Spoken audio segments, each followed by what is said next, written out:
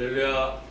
아멘. 오늘은 민수기 12장 1절에서 16절까지 있는 말씀을 가지고 비방, 진노, 온유라는 제목을 가지고 말씀을 증거하도록 하겠습니다. 먼저 하나님의 말씀을 공독해 올리겠습니다. 모세가 구스 여자를 취하였더니 그 구스 여자를 취하였으므로 미리암과 아론이 모세를 비방하니라. 그들이 이르되 여호와께서 모세와만 말씀하셨느냐 우리와도 말씀하지 아니하셨느냐 하매 여호와께서 이 말을 들으셨더라. 이 사람 모세는 온유함이 지면의 모든 사람보다 승하더라. 여호와께서 갑자기 모세와 아론과 미리암에게 이르시되 너희 3인은 회막으로 나아오라 하시니 그 3인이 나아가매 여호와께서 구름 기둥 가운데로서 강림하사 장막문에 서시고 아론과 미리암을 부르시는지라. 그 두 사람이 나아가매 이르시되 내 말을 들어라. 너희 중에 선지자가 있으면 나 여호와가 이상으로 나를 그에게 알리기도 하고 꿈으로 그와 말하기도 하거니와 내 종 모세와는 그렇지 아니하니 그는 나의 온 집에 충성됨이니라. 그와는 내가 대면하여 명백히 말하고 은밀한 말로 아니하며 그는 또 여호와의 형상을 보겠거늘 너희가 어찌하여 내 종 모세 비방하기를 두려워 아니하느냐. 여호와께서 그들을 향하여 진노하시고 떠나시매 구름이 장막 위에서 떠나갔고 미리암은 문둥병이 들려 눈과 같더라. 아론이 미리암을 본즉 문둥병이 들었는지라. 아론이 이에 모세에게 이르되 슬프다 내 주여 우리가 우매한 일을 하여 기회를 얻었으나 청컨대 그 허물을 우리에게 돌리지 마소서. 그러 살이 반이나 썩고 죽어서 노태에서 나온 자같이 되게 마옵소서. 모세가 여호와께 부르짖어 가로되 하나님이여 원컨대 그를 고쳐 주옵소서. 여호와께서 모세에게 이르시되 그의 아비가 그의 얼굴에 침을 뱉었을지라도 그가 7일간 부끄러워하지 않겠느냐. 그런즉 그를 진 밖에 7일을 가두고 그 후에 들어오게 할지니라 하시니 이에 미리암이 진 밖에 7일 동안 갇혔고 백성은 그를 다시 들어오게 하기까지 진행치 아니하다가 그 후에 백성이 하세롯에서 진행하여 바란 광야에 진을 치니라. 아멘. 모세가 이제 구스 여자를 아내로 맞이하게 되었습니다. 부인이 시보라가 죽었고 돌아가셨고 이제 구스 에티오피아 여인을 아내로 맞이하게 되었는데 이 아내를 맞이한 구스 여자를 이제 미리암과 아론이 모세를 비방합니다. 사실 이방 여인과의 결혼에 대해서 우리가 좀 생각을 깊이 해보자 합니다. 하나님께서는 가나안 땅의 딸들과 결혼을 금하셨죠. 출애굽기 34장 16절에 보면 15절과 16절입니다. 너는 삼가 그 땅의 거민과 언약을 세우지 말지니 이는 그들의 모든 신을 음란히 섬기며 그 신들에게 희생을 드리고 너를 청하면 네가 그 희생을 먹을까 함이며 또 내가 그들의 딸들로 내 아들들의 아내를 삼음으로 그들의 딸들이 그 신들을 음란히 섬기며 내 아들로 그들의 신들을 음란히 섬기게 할까 함이니라. 가나안 거민들의 그 신앙, 그들이 섬기는 신은 매우 음란한 그러한 신을 섬기는 그런 신앙생활이었습니다. 그래서 하나님은 이스라엘 민족이 가나안 땅에 들어가서 그러한 가나안 땅의 딸들과 그 땅의 거민과 언약도 세우지 말고 또 그들로 결혼도 하지 말라고 이렇게 말씀을 출애굽기 34장에 하고 있는 것을 우리가 알 수가 있습니다. 그러나 성경을 깊이 들여다보면 하나님은 모든 이방인들과의 결혼을 완전히 부정하신 것은 아니었습니다. 창세기 48장 5절에 보면 내가 애굽으로 와서 네가 이르기 전에 애굽에서 네게 낳은 두 아들 에브라임과 므낫세는 내 것이라 루벤과 시므온처럼 내 것이 될 것이요. 또 48장 6절에 보면 이들 후에 네 소생이 네 것이 될 것이며 그 산업은 그 형의 명의하에서 함께 하리라. 이스라엘, 야곱이 변하여져서 이름이 이스라엘이 되었죠. 그래서 이제 이스라엘에 낳은 그 아들들, 거기에 애굽에서 낳은 두 아들 에브라임과 므낫세. 우리가 그 하나님께서 보면은 그 역사가 꼭 이방 땅에서 자식을 낳게 하고, 그리고 우리가 룻기서도 보면은 이방 여인을 통해서 결혼도 허락해주는 하나님의 섭리를 볼 수가 있습니다. 땅에 흉년이 들어서 이제 나오미가 어디를 떠나냐면 자기 땅 베들레헴을 떠나서 이제 모압 지방에 가게 됐어요. 룻기 1장 1절에 보면 잘 나타나고 있습니다. 사사들이 치리하던 때 그 땅에 흉년이 드니라. 유다 베들레헴에 한 사람이 그 아내와 두 아들을 데리고 모압 지방에 가서 우거했는데 엘리메카와 나오미와 두 아들 말론과 기론이었죠. 두 아들은 모압 여자를 아내로 맞아들였습니다. 바로 오르바와 롯이었습니다. 남편도 먼저 죽었고 그 다음에 아들도 결혼하고 났는데 아들 둘이 죽어버렸어요. 그러니까 자부 둘만 남았어요. 그 이름이 오르바와 롯이었죠. 이제 베들레헴에 다시 양식이 있다는 소식을 듣고 나오미가 모압 지방을 떠나서 롯과 함께 이제 귀향을 하게 됩니다. 이 롯은 모압 여인이었지만은 보아스를 만나서 결혼을 하게 됩니다. 이방인 여인 롯과 바로 아브라함과 이삭과 야곱의 자손 이제 보아스를 만나서 결혼을 하게 됩니다. 하나님의 역사는 매우 힘든 일이 발생했을 때, 어려운 일이 발생했을 때 역사하시는 하나님의 섭리를 우리는 또 경험하게 됩니다. 만약에 베들레헴 지역에 양식이 없고 먹고 살기 어려웠다면 나오미가 굳이 자기 고향을 떠나서 모압에 갈 필요가 있었겠습니까? 모압에 가서 또 이방 여인인 롯을 참으로 맞이하게 됩니다. 그 롯이 예수님의 족보에 들어가는 이방 여인인데 바로 그 이방 여인에게서 다윗까지 태어나게 되고 다윗이 태어난 후에 예수님까지 태어나게 되는 그러한 훌륭한 족보를 가지게 되는 이방 여인입니다. 또 그것뿐인가요? 잘 아시는 대로 이스라엘 사람들이 이제 어디를 들어가려고 했어요? 바로 모세가 애굽에서 이끌어 나와가지고 이제 여리고성을 이제 공략할 때에 여리고성에 누가 있었어요? 기생 라합이 있었죠. 근데 기생 라합은 비록 가나안 땅의 첫 관문에 살고 있는 사람이었지만 하나님의 여호와 하나님의 위대한 전쟁의 승리의 소식을 듣고 바로 정탐꾼 둘을 숨겨주는 그런 위대한 믿음의 역사를 갖게 됩니다. 그래서 그 기생이지만 기생이 누구하고 결혼을 하게 돼요? 성경에 보면 또 롯이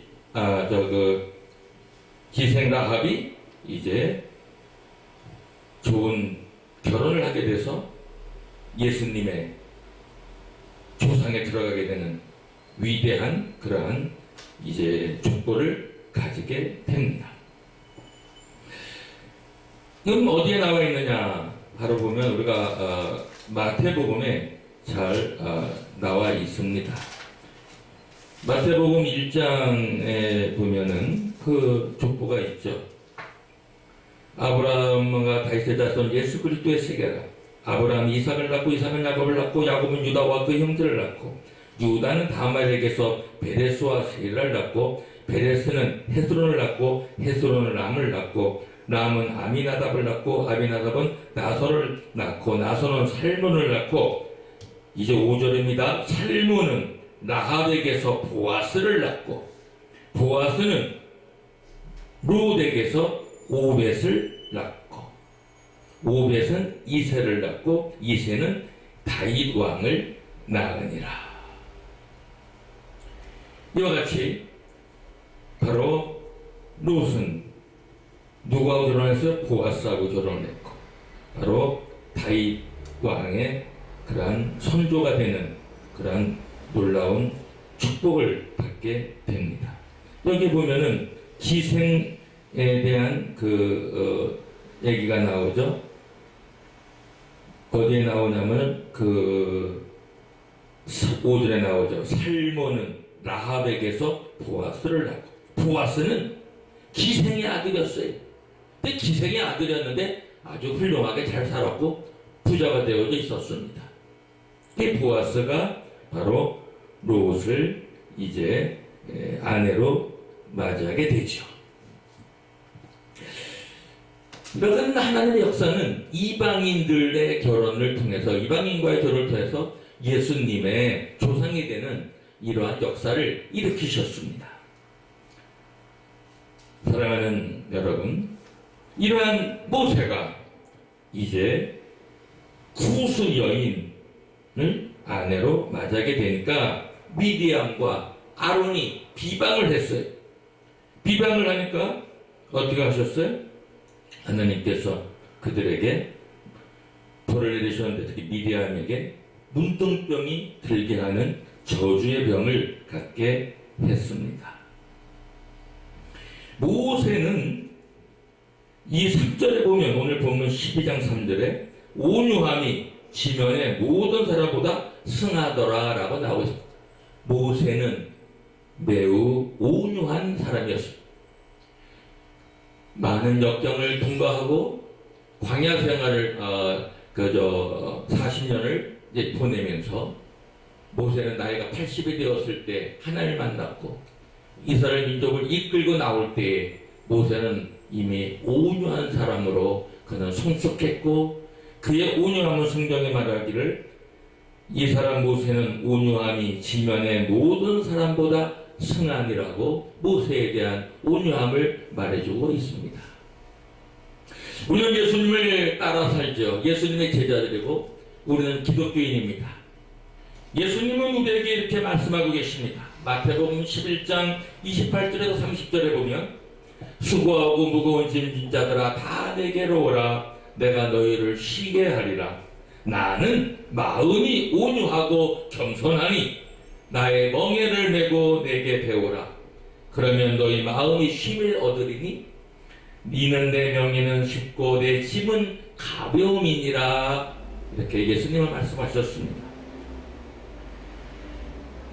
나는 마음이 온유하고 겸손하니 예수님의 마음은 온유하고 겸손합니다. 예수님을 믿게 되면 우리는 예수님의 마음을 가지게 됩니다. 바로 우리는 온유한 사람으로 우리는 변화되고 우리의 인격과 우리의 모든 성격이 바뀌어집니다. 왜? 예수님이 온유하고 마음이 온유하다고 스스로 말씀하고 계시고 우리는 예수님을 따르는 사람들이고 예수님을 닮아가는 사람들이고 예수님의 인격을 우리는 닮아야 되기 때문에 우리는 예수를 믿으면 당연히 마음이 온유한 사람이 됩니다. 성령의 역사지. 예수를 믿고 아주 온유하지 않다면 아직 예수를 믿는 믿음의 성숙함이 변화의 역사가 아직 온전히 일어나지 못한 사람입니다. 예수를 믿음이 일어나는 가장 특징 중 하나가 마음이 온유한 사람이 되는 것입니다. 사랑하는 여러분, 저 예수 믿기 전에는 온유하지 못했어요. 성격이 팔팔합니다. 거칩니다. 누가 대들면 같이 때립니다. 싸워서 이겨야 합니다. 지기 싫어합니다. 그런 아주 저도 전투적인 돌격적인 또 한 번씩 뻗는 그런 성격을 가졌던 사람인데 예수 믿고 나서 온유한 삶으로 바뀌어지는 그러한 놀라운 축복이 저에게 왔습니다. 왜요? 예수님 오늘 말씀하시잖아요. 나는 마음이 온유하고 겸손하니 나의 멍에를 메고 내게 배우라. 예, 우리는 예수님께 배워야 합니다. 그럼 어떻게 돼요? 우리 스승이 마음이 온유하고 겸손하니까 스승을 닮아서 우리도 바로 온유하고 겸손하게 되는 것입니다. 그러면 어떻게 된다고 그래요? 마음이 힘을 얻으리니. 네, 할렐루야. 우리가 온유하고 겸손해지면 이 세상에 어떤 역경과 시련과 힘든 일이 닥쳐와도 우리는 마음이 힘을 얻게 됩니다. 오늘날 세상 사람들이 매우 힘들게 살아갑니다. 왜일까요? 쉴 자리가 없어서 그런 게 아닙니다. 쉴 시간이 적어서 그런 게 아닙니다. 마음에 힘이 없기 때문에 그렇습니다. 너희 마음이 힘을 얻으리니. 이 방송을 듣는 사랑하는 형제자매요, 예수님 말씀하셨습니다. 나는 마음이 온유하고 겸손하니 나의 멍에를 메고 내게 배우라. 예, 예수님을 믿는다는 것은 예수님의 마음을 소유하게 되는데 어떻게 돼요? 마음에 힘을 얻게 됩니다. 물론 영생을 얻고 천국을 소유하게 되고 하나님의 자녀가 되는 권세를 가지고 사는 것은 물론 우리의 기독교의 진리 중에 진리지만 우리의 인격 속에서 우리 인간의 변화 속에서 오는 특징이 있다면 마음에 힘을 얻어서 온유함을 갖게 됩니다. 마음에 힘을 얻어야 사람이 편안해지니까 온유하게 돼. 마음에 힘이 없으면, 마음이 편치 못하면 사람이 긴박해지고 싸나워져요. 사랑하는 여러분, 세상 일이 아무리 힘들어 어떤 역경과 시련이 와도 예수를 믿는 우리는 예수의 마음을 닮아서 온유하고 겸손하게 살아가게 되는 줄로 믿습니다. 또 보면요, 이 모세 참 충성스럽다고 오늘 성경에 말하고 있어요. 내 종 모세와는 그렇지 아니하니 그는 나의 온 집에 충성됨이니라. 모세는 하나님과 대면해서 봤다고, 대면해서 얘기를 했다고 그랬어요. 그러나 이 대면했다는 것을 잘 읽으면 다른 또 절에서는 이렇게 말하고 있습니다. 출애굽기 33장 11절에 보면요, 사람이 그 친구와 이야기한 것 같이 여호와께서는 모세와 대면하여 말씀하시며 모세는 진으로 돌아오니 그 수령자 눈의 아들 청년 여호수아는 회망을 떠지 아니하니라. 근데 또 그 33절 19절에서 23절에 보면은 또 이렇게 나오고 있어요. 좀 약간의 모순적인 말이라고도 느낄 수 있는데요. 봉독해 올리겠습니다. 여호와께서 가라사대 내가 나의 선한 형상을 네 앞으로 지나게 하고 여호와의 이름을 네 앞에 반포하리라. 나는 은혜 줄 자에게 은혜를 주고 긍휼히 여길 자에게 긍휼을 베푸느니라. 또 가라사대 네가 내 얼굴을 보지 못하리니 나를 보고 살 자가 없음이니라. 여호와께서 가라사대 보라 내 곁에 한 곳이 있으니 너는 그 반석 위에 섰으라. 내 영광이 지날 때 내가 너를 반석 틈에 두고 내가 지나도록 내 손으로 너를 덮었다가 손을 거두리니 네가 내 등을 볼 것이요 얼굴은 보지 못하리라. 네, 여기에는 하나님께서 여호와 하나님께서 자기 얼굴을 보면 살 자가 없다고 말씀하고 있습니다. 근데 11절에는 어떻게 말씀하고 있어? 여호와께서 모세와 대면하여 말씀하시고, 그렇다면 모순되지 않습니까? 모세는 하나님 얼굴을 봤는데 살았습니다. 여기에 대면하고는 친밀한 하나님과요 아주 친구 이상으로 가까운, 친구처럼 가까운 하나님의 친구 모세, 하나님을 대면하여 말씀했다라고 성경은 기록하고 있습니다. 모세가 하나님의 얼굴을 보았다고 믿어도 좋고, 아니면 실제 하나님의 얼굴은 보지 못했지만 하나님의 얼굴을 보는 것 같이 이렇게 모세는 느꼈다, 이렇게 우리가 이해할 수도 있겠습니다. 사랑하는 여러분, 이러한 모세가 하나님께 대하여 매우 충성되게 살아가고 있었습니다. 우리가 하나님께 얼마나 충성하고 있습니까? 충성되게, faithful. 예. 영어 성경에는 faithful이라고 이렇게 번역을 하고 있는데, 예. 충성, 신실함이 가득 차게. 충성하려면 신실해야 되고 신실함이 가득 차야 돼. 그게 충성된 것. 우리는 하나님 앞에 충성된 삶을 살아야 믿음이 가득 차 신실하게, 그러면 충성된 자가 되는 것입니다. 믿음이 가득 차 하나님의 영으로 충만하면 충성된 삶을 살아가게 되는 것입니다. 사랑하는 여러분, 우리는 매일매일 하나님의 영으로 충만하여, 믿음이 충만하여, 그래서 신실이 충만하여, 그래서 충성되게 살아가는 저와 여러분 되시기를 주의 이름으로 축원합니다. 이러한 모세를 비방을 해요. 그래가지고 하나님의 진노가 임합니다. 하나님의 사람에게 진노를 하면 안 돼. 비방을 하면 안 돼. 하나님의 사람에게 비방을 하는 것은 마치 하나님의 신적 권위에 대적하는 것과 거의 같은 것이라고 말씀드릴 수 있습니다. 하나님의 사람에게, 하나님 앞에 신실한 사람, 하나님에게 충성된 사람에게 온유하게 살아가는 그러한 기독교인들에게, 지도자들에게 비방하면 안 됩니다. 그럴 때는 바로 하나님께서 그걸 들으시고 가만 놔두지 않았습니다. 성경을 보니까 미디암이 뭉둥병이 걸려버렸습니다. 그러나 모세가 얼마나 온유한 사람입니까? 모세가 얼마나 자비한 사람입니까? 모세가 여호와에게 부르짖어가로되 하나님이여 원컨대 그를 고쳐 주옵소서. 자기를 비방한 사람을 고쳐달라고 합니다. 여러분, 비방을 들었고 마음이 편안한 사람이 있어요? 미워합니다. 비방하는 사람을 미워하게 돼 있어요. 자기를 비방하는데 어찌 그를 좋게 여기겠습니까? 그것도 비방거리가 아닌 비방을 할 때는 더 그렇습니다. 물론 비방을 받을 만한 일을 할 때는 비방을 받아야 될 그런 책임을 가지고 또 사람이 고침을 받고 또 변하는 역사가 일어나야 되겠죠. 사랑하는 여러분, 그러나 비방은 결코 좋은 것이 아닙니다. 그를 위해서 좋게 권면해주고, 그를 위해서 기도해주고, 그의 삶이 바르게 가도록 사랑으로 권면하며 이러한 기독교인 되시기를 주의 이름으로 축원합니다. 그래서 우리는 이제 오늘 이 모세의 성품 얼마나 훌륭합니까? 온유함이 지면의 모든 사람보다 승하니라. 그리고 오늘 하나님의 집에 충성되었다. 사랑하는 여러분, 예배 생활에 충성하십시오. 하나님의 교회를 섬기고 교인끼리 서로 사랑하고 또 더 나아가서는 이웃을 사랑하고 온 인류를 사랑하는 그런 사랑의 실천자가 되어주시기를 주님의 이름으로 축원합니다. 이럴 때 우리는 하나님 앞에 충성되고, 하나님이 기뻐하시는 것은 온 마음과 온 힘과 온 생명을 다하여 하나님을 사랑하는 것이고 이웃을 내 몸과 같이 사랑하는 것입니다.